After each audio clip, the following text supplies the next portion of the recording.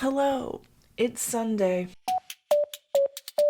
I'm having a lazy day. I was originally going to set out to accomplish a lot today, but yesterday I went thrifting with my mom and bought a bookshelf, and then last night I stayed up organizing it. So I'm tired and my arm hurts today. My arm is already injured and it just hurts worse. I think I'm going to take it easy. But unfortunately, taking it easy for me means I still have a lot to accomplish. So I need to edit a whole video, update you on this, but that's easy. I need to meal prep for this whole entire week and some of the following week.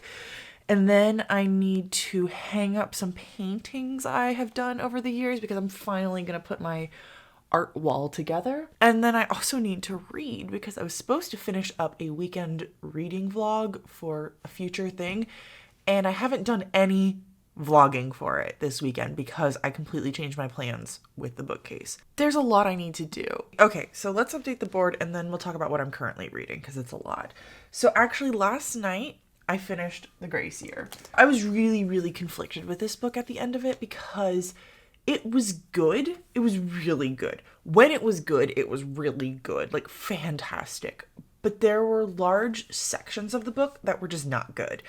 And so it kind of actually reminded me a little bit of the Hazelwood, where I got to the end of it and I was like, parts of this book were amazing and genius how they were written. And then parts of this book were just awful. And I don't know how to write a book like that. I ended up, once again, going with a 4-star for this one, and I'll explain why. But the parts of the book that I didn't absolutely love were the middle sections, and they are very different from any other parts of the book. For a majority of that time, what's going on is our main character is away from the main plot of the story and she's healing. And I mean, physically and mentally, she is healing. And that's really good and important for our main character. The issue I was having for the most part with that healing was we are introduced in the beginning to a character who does not want to get married, who does not want to have children, who is looking for a different life. And this is a dystopian society where women are basically seen as property, and they are said when I think they're 16 years old to come into this magic. And it's an aphrodisiac, the magic is, although it manifests differently in every single girl. So when they turn 16 that year, all of them are sent away on this thing called the Grace Year, and they're sent to this settlement.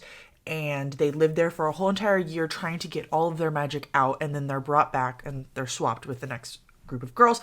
Right before they leave, they are claimed by a man or a boy, and he's basically saying, if you survive the Grace Year, because not many girls survive it, I'm going to marry you when you come back. And so right when they get back, they are married. Now, our main girl, like I said, doesn't want to do this. Now, if you're not claimed, you simply become like a maid or a farmer or something like that. And she's decided that she wants to be a farmer. And her best friend is a boy, and he's had his eye on what appears to be this other girl. But on her claiming day, he claims her, and she gets really upset with him because she's like, you're my best friend. You knew this isn't what I wanted. He's trying to say, but I don't want you to have to suffer. I love you. I've always loved you. And I know you'll never love me the same, but I want to take care of you and I want to protect you from the challenges of the world, which is sweet. But how I interpret a man coming in and saying, I'm ignoring your wishes and I'm doing what I think is best is rude, and like he doesn't actually care about what she wants. And I do understand that maybe if she had gone to the farm, it wouldn't have been the life she wanted, but like he completely ignored what she wanted multiple times. So when she goes off and she does her healing, though, she heals and starts to realize that maybe being a wife and being a mom isn't as bad as she thought it was going to be. And maybe it is the life that she wanted. And I understand that like some people can do that, but I feel like that's the moral that every single book always tells us and is always saying like, oh, don't worry, one day you'll want kids. And as someone who doesn't want kids and is really kind of on the fence about the whole entire marriage idea, I don't need it. I don't need it shoved down my throat one more time. But I will say the ending of the book, and I won't say where it ends, took me for a turn, and I really enjoyed it, and I really loved the absolute ending. It is an open ending, so if you're not happy with those, this isn't the book for you. But I really enjoyed it. There were these extremely dark moments as soon as the girls get to the settlement that they're just by themselves in. Oh my goodness, it was so dark. You start to learn that there's these traditions at this settlement where if certain girls misbehave in certain ways, they'll chop off fingers or toes or tongues or ears. It was so dark, and I really enjoyed those moments. I really enjoyed the idea that like even young girls can be this sadistic to each other. I rated it 4 stars. Overall, I did really, really enjoy it. I just have some issues with that middle section. What am I currently reading and where does it lie on the board? Oh, I can't show you because it's right here, but I am still reading A Winter's Promise. I've only read 1 chapter, and it's not because I don't love it. It's because I realized that one of my arcs was due. Winter's Promise is going to be 5-star prediction, so as soon as I get that, I can make my first TBR, which is my first bingo, which is good because I had to buy a book this week. I forgot about my book club book. My libraries didn't have it, so I had to buy it. So I need a bingo because I bought a book. The other books I am reading, let me pull this up because right now I'm being a little bit fuzzy. I'm still in the middle of Malice, which is underneath Winter's Promise, so I can't show you that. And that will be for Intimidating if I actually finish it this month. At this point, I have no clue if I will be able to accomplish it. We'll see. And then I'm reading 2 arcs. So I'm reading the arc My Contrary Mary, which is like the My Jane series, except now it's going to be about Mary's. And I'm listening to the audiobook for that. And the audiobook is like this robot voice, and they totally explain that like that's not how the real audiobook is going to be. But I think I'm like 20% through that, and I'm actually really enjoying it, like way more than I thought I was going to. So I like originally thought it was going to be like a 4-star going into it, but honestly, depending on how the book goes, like it might be a 4.5. It'd be hard for me to give it a 5. It just doesn't have like 5-star vibes. So I am reading The Mask of Mirrors, which was also an arc, which I have talked about briefly on my channel, and I'm not going to talk about too long because I'm doing a whole video on it. But I have decided to let that one replace forward title. Originally I was going to do the Providence of Fire there, but I need to read my arcs, and so I needed to put them on the board. That's where I stand. I also today received the audiobook for Across a Green Grass Field, which was my sequel pick, and then I have the Cerulean on backup if I'd like to do gray cover. I also do need to read Throne of Glass at some point this month.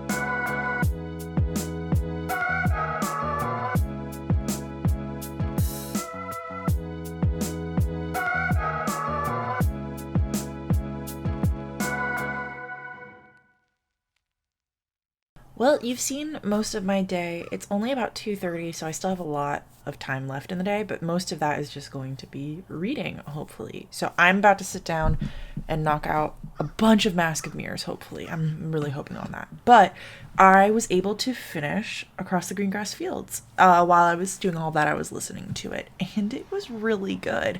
I didn't like it quite as much as In an Absent Dream, but it still had like all of the good vibes and all of the good feels, and I ended up rating it 5 stars. So we're following this girl named Reagan, and this book actually taught me, I was misinformed about what intersex was. I thought it was something else. But she is intersex, which means that she was born a specific gender, but she has the chromosomes for both genders. So she was born female, and in her specific case, she was born with female parts, I guess. I don't know how else to say that. But she has the Y chromosome, so she won't go through puberty like normal girls. I put all this in quotes because I don't actually have the language to talk about it because I just learned about it. Anyways, so she goes through a door into this world where she's a horse girl and where everything is horsey. I mean, she meets centaurs and kelpies and all kinds of cool satyrs. It was really interesting. I guess when I heard horse girl, even though I was a horse girl myself, I guess I just pictured something kind of dumb, and I wasn't expecting the book to be that good, but it wasn't dumb. It was really good and really sweet, and I think if you liked In an Absent Dream, sweet's not the right word, but if you liked In an Absent Dream, I think you'll enjoy this one as well. It had substance to it, and I wasn't totally expecting that, and I don't know why. So I really think that for Wayward Children, all of these like stories where they're not about like the main adventurers, I'm gonna love. I think the main adventurers I'm kind of done with. The last one where I read of them, I rated it like 2 stars and I could barely finish it. In an Absent Dream, no. Across the Green Grass Fields was my sequel pick, so I'm gonna remove that. Like I said, I rated it 5 stars, and then we're going to flip my last 2 cards, and then I'm gonna sit and read for a while. Title does not contain letter E, so that's really funny because I'm editing last week's vlog. That's what I just finished up doing, and I joked that it would be really funny if I got that card over here. So I most likely will not read for that this month. I'm just gonna be honest with you guys. I mean, I'm trying to finish up so many other things, and there's like a ton, and you gotta pick your battles, right? Title contains the letter T. Okay, that's a little bit easier. Funny that they're in a row with each other, but it is what it is. So I should tell you all really quickly that I have purchased my first book. I said that. I have purchased my first book. So this coming week, another book comes out that I really, really want. And then the week after, I think 2 books come out that I really, really want. It's either the week after or it's the week after that. So I basically am trying to get 4 bingos because I had to get my book club book. I want to get Hall of Smoke next week or at the end of this week. And then I have 2 audiobooks that I want to purchase this month. I mean, it's really looking like I'm going to get it here and here, but I also need to like narrow it down and try to figure out where else I can get some because I need to focus on those books for the remainder of the month.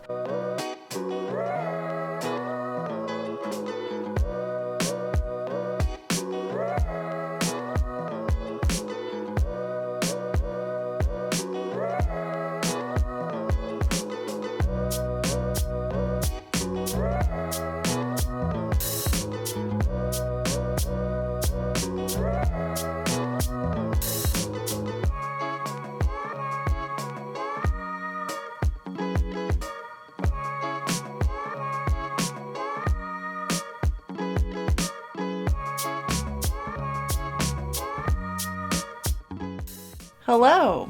It is end of day Monday. I've come home, I've changed from work, and I finished The Mask of Mirrors, which I'm not going to say anything about because I had a video about it that came out last week. I'm trying to figure out when all these videos are coming out because I'm filming like 3 videos right now and they're all coming out back to back, and I can't remember which one is in which order, but I think Mask of Mirrors is already out, so go watch that video. So originally I was going to have it for forward title, but I've been doing some thinking and I think it would best behoove me to put it for black cover actually, because I know 100% I'm reading Throne of Glass this month. I have to as soon as I finish A Winter's Promise. Throne of Glass is next, and I actually need to do some math to figure out how much I need to read every single day for those 2 books. And I know that I have a book for gray cover, whereas I really don't know if I'm gonna be able to finish Malice just because of how much I have to focus on it, whereas these other books I can kind of just like read and not focus super duper on. I'm going to use Mask of Mirrors for black cover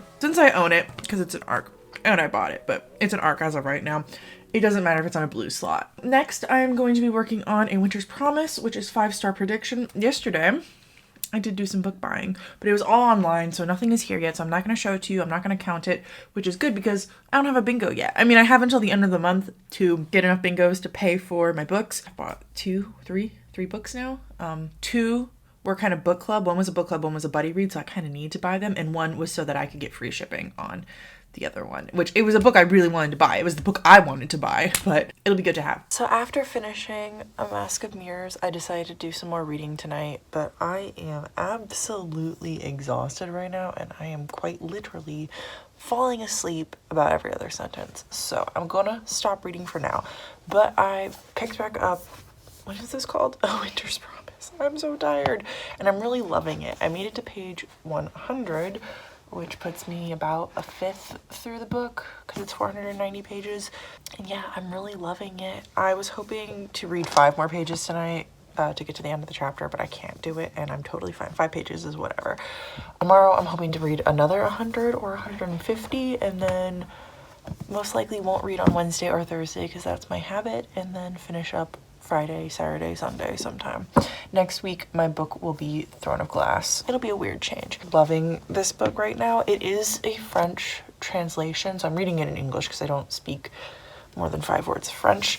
So every once in a while there's like some odd phrasing or an odd word, but honestly, like, if no one had told me, I would have probably just assumed that it was pretentious, but I'm really enjoying it. I'm not saying that to be mean or in a bad way. But we are following this girl named Ophelia. I think she's like, I would assume like 19, 20, but I really don't know her age. Maybe they've said it and I've just missed it. We're following this woman, Ophelia, and these people in this world, I believe it's like post-apocalyptic, so like things are thriving again. They live in these arcs, which are like giant cities, and everyone in the giant city is a descendant from a particular god. So her family is a descendant of Artemis, and Artemis's spirit still lives and works there, and it's kind of cool because they can interact with her. Anyways, so everyone, because they have like some god in them, has special abilities. Ophelia has 2 special abilities. So she can touch an object and read its past. So she knows basically everything about anyone who ever came in contact with that object. So she wears gloves so that she doesn't accidentally keep doing that. And then she can also walk through mirrors, or travel through mirrors, I guess you could say. So it's really cool. So her family has been trying to get her married off for a few years now, and she has rejected all of her suitors. And so finally her family, like the arc, so big family, don't think like just mom and dad, think big, was reached out by one of the other arcs and said that they had a young suitor male who was looking for a bride. And so their family picked Ophelia. And where I'm at now, he has shown up.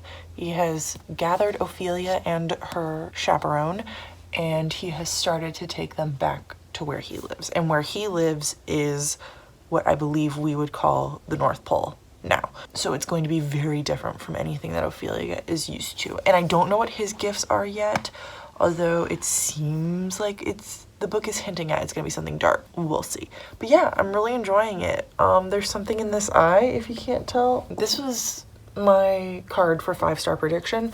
It could definitely be on track for a 5-star prediction. I really don't have any vibes either way for how I'm gonna rate it at this point, which is odd for me. I feel like normally by page 100 I'm like, oh, I know what I'm gonna rate this book, but I don't have any vibes yet, so that's kind of nice. That's how I went through The House in the Cerulean Sea, and it ended up being a 5-star. So I'm kind of working on not making hasty decisions. Sometimes you can't help it. Sometimes books just like let you know what they're gonna be rated, but I'm trying to keep an open mind.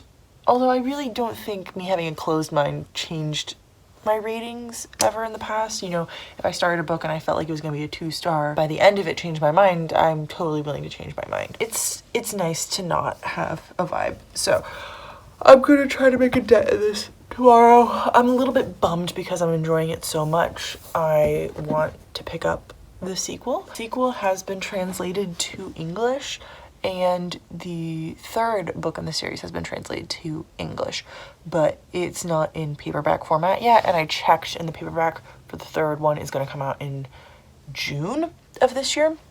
So that's a while, because right now it's January.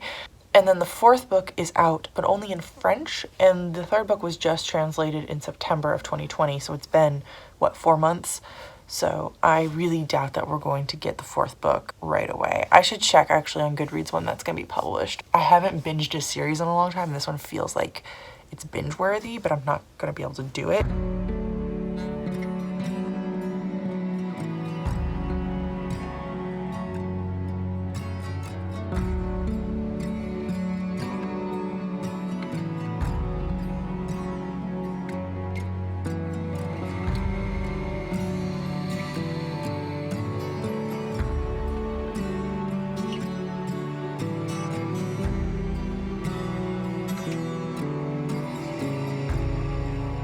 So my uterus is trying to kill me, so I'm gonna make this as quick as I possibly can because I'm not in the mood to film right now. But I did finish a book today. So I finished My Contrary Mary, which doesn't come out until like June or July of this year, so it was an arc. I'm not gonna talk about it here. It was good. I wrote a whole review on Goodreads, but since like no one can read it until like 6 months from now, just go read my Goodreads if you're really interested. So I get to remove something for it. The tile that I had chosen for it was this tile. Title contains letter M, which I think I'm gonna stick with just because I have a book for this one, I have a book for this one, and I'm looking to get a book for Animal on the cover. I guess technically it did have the word mouse on the cover. Can I count it if it has the word of an animal? I'm gonna do some thinking off camera and I will come back to you once I have an answer for that. It might be tomorrow, we'll see. So I've been doing some thinking about how I'm going to deal with Animal on the cover, and it is Thursday at like 7 a.m. so I'm just getting ready to go to work, but I wanted to come and talk to you really briefly because I have updates that I have to tell you. First off, I broke my phone, which is what I record on, so I can only see like this much of the screen, which is unfortunate. So I don't know what this part down here really looks like. Hopefully nothing inappropriate.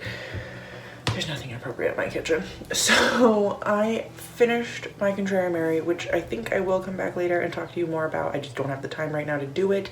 And I really enjoyed it, like I said. So I'm going to allow it to count for Animal on the cover because the cover does have the word not as contrary as a mouse or not as timid as a mouse somewhere on it, and the mouse is actually pretty significant to the story, so I don't feel bad doing that because if it was in, it's not in the title, but it's on the cover. It's the word, but it's on the cover, so I'm counting it. So that means I've actually got my first bingo. I don't have my bingo board here. This was done. Let's go look at that. Ugh, the light in here sucks. I don't have my tripod either. That means that I can remove Animal on the cover, which is hard for you to see. I should have set up before I filmed, but I'm tired. First bingo, which is really exciting because I actually bought 2 books that arrived. So I got Gemina, but I've already read Gemina and I've actually read it multiple times, and I actually already own the audiobook for it. So I'm not counting me purchasing the hardback to go with the audiobook for a book I've already read. I'm not counting that. But I did also purchase Hall of Smoke, which, oh my god, I'm really hoping to get to like ASAP. Basically, I need to finish the book I'm currently reading, which is A Winter's Promise, and then I need to read one more book, and then this one's coming up. And then I also bought Lore, which I wasn't like interested in, but I finally read the summary. I just wasn't interested in it based on the cover, but I read the summary online. Ooh, that's nice. It's like 3D, and it sounded really good based on the summary, and it's been getting really good reviews. And I've read the other book that Alexandra Bracken wrote. I can't remember what it's called right now. The Darkest Minds. I didn't continue on the series. I'm just gonna assume it's The Darkest Minds. And I really, really liked the book. I tried book 2 and I didn't like it. But so I've already bought 2 books. 2 books this month. Have I not bought a third one? Oh, I did buy a third one, but it's not here yet. So I've bought 3 books this month, but I have my first bingo. So that means that I'm going to say that Hall of Smoke is the book I'm covering with this bingo. So that one is safe as of right now. Yay, that's exciting. So that means I need to finish A Winter's Promise in order to get Lore safe. And then I need to finish Red Rising in order to get the 3rd book safe. And I'm really wanting to buy a 4th book right now. So I need to finish something else. I've tried a chapter for the book that I'm going to use for gray cover. I'm not going to talk about it right now because I don't have a ton of time, and I know I'm going to read this next week, so I think this will be my 4th bingo. So I have like 1 minute left. I am currently reading A Winter's Promise, Malice, and Red Rising, and technically the Cerulean, which is the one I'm going to be putting for the gray cover. I am really loving Winter's Promise. I'm almost at page 200. I didn't read any yesterday for it because of my phone issue. I am close to 60% through Red Rising. I am just about to finish up part 3 and I'm hating it. I'm hating it, guys. I cannot stand the book, and I'll talk about that later. Haven't touched Malice in a while, and I read the first chapter of the Cerulean, and I'm like kind of on the fence about whether or not I want to continue it, but I count 1 chapter as a DNF for the game. So I'm gonna be heading out now. I gotta go, but I will talk to you later tonight about more details. Hello. Okay, let's briefly talk about some of the books that I read / finished this week / haven't talked about. So I officially today finished Red Rising, and I'll get to that in just a second. First, I really want to talk to you about My Contrary Mary, since I've been pushing it off this whole entire video. Now that I'm feeling fine and can talk about it, and I've already taken it off the board, let's discuss. So My Contrary Mary is the newest in the series by those three authors whose names I really can't remember, and I'm so sorry. They did the My Lady Jane series, where it's like My Plain Jane, My Something Jane, My not Contrary, something Jane. Anyways, so now they're doing Marys, and they're doing 3 of them, and the first Mary up is Mary, the Queen of Scots. So we follow Mary, the Queen of Scots, when she is a teenager, and she is living in France, and she is just about to be married to the French prince. And so the story is like a historical fantasy. There are lots of historical elements that are real. There are lots of historical events that are not real. And there are lots of historical events that are put into the aspect of fantasy. So they're real events, but how they're done is done in a fantastical way. So what's really cool is in this land, and I don't know if this is how the Jane books are, I think they might be, just from some hints I got at the end of this book, there are these creatures, beings, humans who, what are they called? I cannot remember what they're called right now, but they have the ability to turn into an animal. And we find out very quickly that our main protagonist, Mary, has the ability to turn into a mouse, which is interesting because if you know anything about Mary, Queen of Scots, she was as quiet as a mouse or as contrary as a mouse, however they said it. So these people are being hunted across the land, but of course they don't know that their queen is one of them. It's just a really humorous and fun story. Like the people who are telling the story, the authors speak directly to the reader. They'll say like, okay, dear reader, or narrator's note, or something like that, and it's really fun.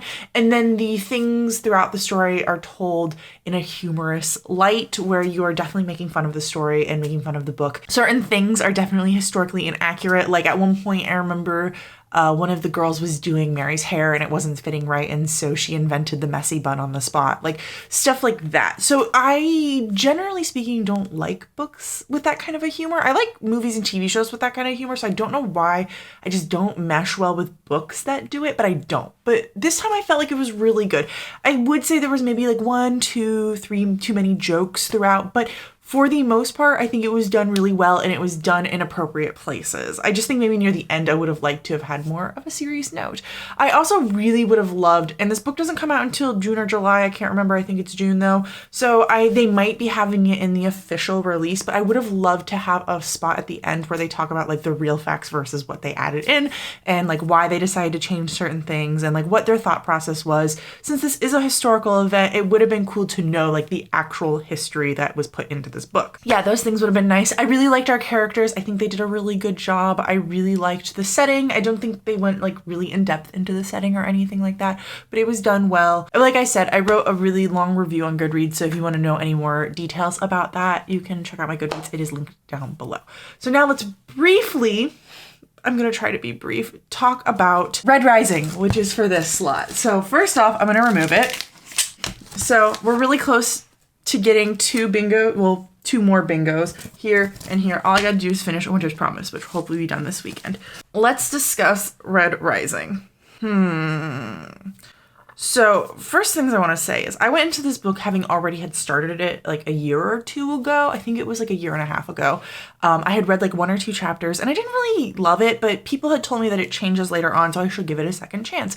And I've been hearing a lot of booktubers discuss Red Rising recently, so I felt like that was a sign that I should go and read this book now. And my library had the audiobook and it doesn't contain a T, so I checked it out and I read it. So I will say for sure that if you're kind of not feeling the beginning half and you're not really having any issues beyond just like it's not interesting you, stick with it because it will get better. I will definitely say first off that the book got better, but I had some issues beyond just the slowness of the first half of the book, and I've narrowed most of those issues down to 2 things.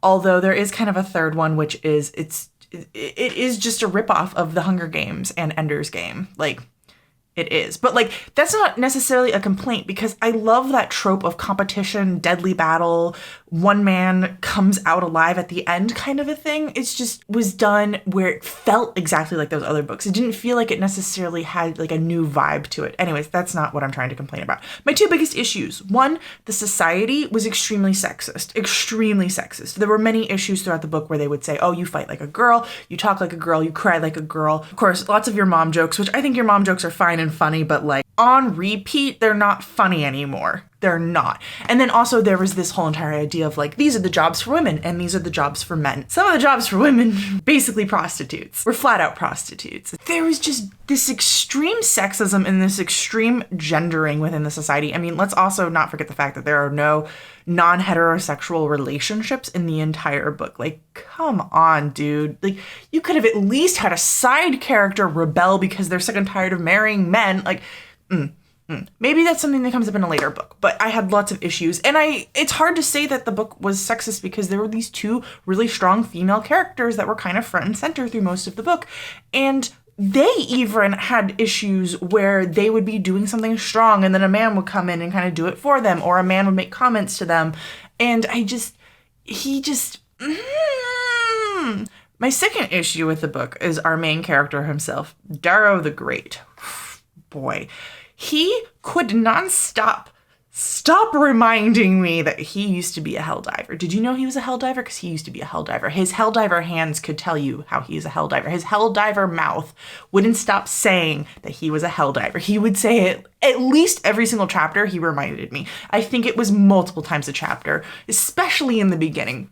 And because he used to be a helldiver, he is best at everything. So the whole entire story has one of my favorite tropes ever, where you take someone from like a poor guild society caste system and they try to pretend to be part of a higher guild caste society, whatever. So Darrow is a red and he is trying to build up Mars so that people can come and live on it. And then he runs into, this isn't spoilers, it's in the summary, he runs into realizing that Mars is already colonized and he wants to do something about it. So he joins the rebels and they put him, this is kind of a spoiler, but they put him into a place where he can do something about it. That's not really a spoiler. So even in this place where he has not been raised, he has not been around these people, he has not been part of their growth and their society and their customs, he still excels above all the rest of them. Oh my God. He had to take this test and it had 100 questions and he only got one of them wrong, which is the highest score that anyone's ever gotten. And he could physically demolish anyone that he was coming across, anyone he was in a battle with. He would just think to himself, oh, I can beat them with my helldiver's hands.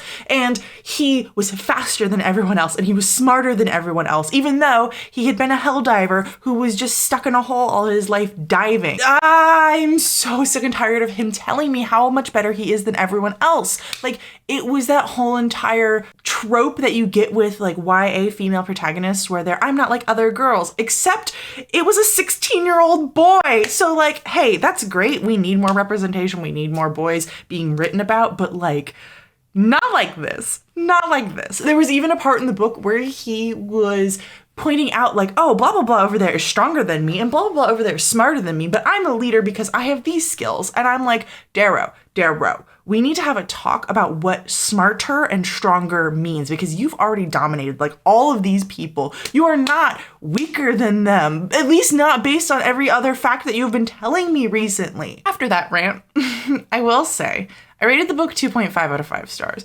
I think maybe I went into it not in the right mindset because I was hating it from the first half of the book just being so slow and being so dreadful and just having all of those issues with the sexism and everything. So I kind of went into it like the second half of the book already not there. And the second half of the book, I think, is the part that I would have really, really enjoyed. And I really want to give the second half a reread some other time in my life when it's not so fresh in my head and I'm not so annoyed with Darrow and the society and see if maybe it changes my opinion on it, but I will never read the first half again. I won't.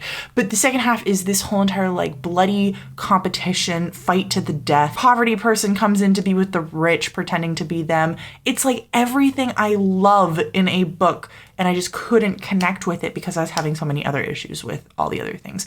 I mean, there were some amazing like moral issues that were talked about, and some crazy like physical stunts that people had to do, and just some ridiculous choices that people had to make. And I couldn't even appreciate a character cutting off their own arm to get free because I'm sitting there thinking about the racist, and not racist, I don't think race was even discussed, with the sexist comments in the book. That's where I stand with Red Rising. I really have no clue what the later books will be about because, I mean, the competition happened in book 1. So, like, what's going to be in the later book? If I ever reread the second half of Red Rising and decide that it's not quite as bad as I was making it out to be, or I can ignore some of those comments and see the good in it, then maybe I'll continue on with the series. But as of right now, I'm not continuing on. And I'm just kind of angry that so many people seem to love this book and can't see the issues that it's having. I mean, I know that lots of books have issues and we tend to ignore them. Like, lots of my favorite books have issues and I can ignore them, but it was too much for me. It is Thursday night. I haven't read any of Winter's Promise in a while, but Thursday means that I call my best friend from high school. I only have like 2 more weeks of doing that. So I'm going to call her right now, and then later I'm going to do some reading, hopefully, and I'm excited about that. Hello, it's end of day Thursday, and I'm wearing my hoodie like an idiot. I've been wearing it like that for a while now, tonight, and I just now realized when I started filming.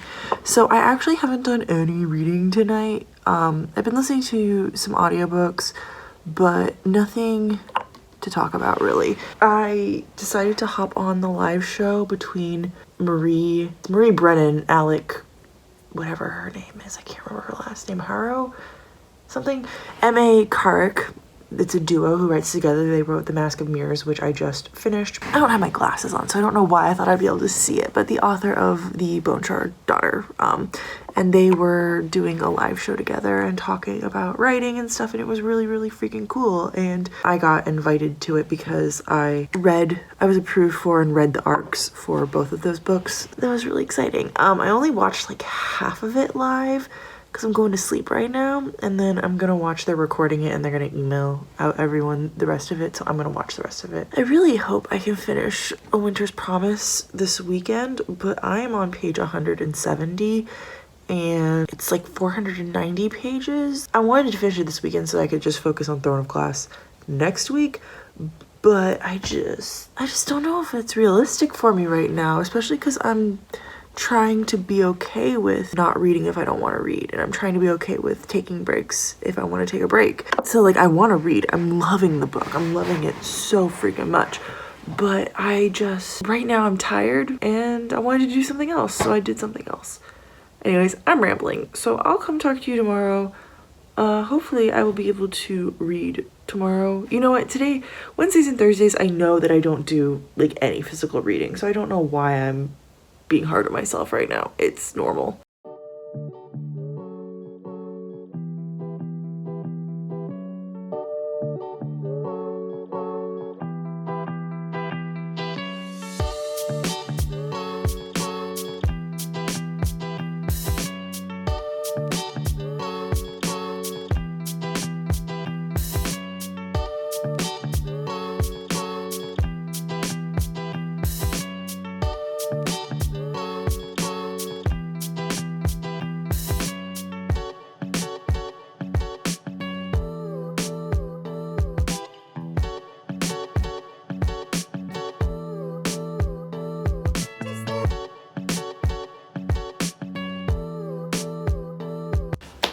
Hello, let's get some more light on my face and take those off.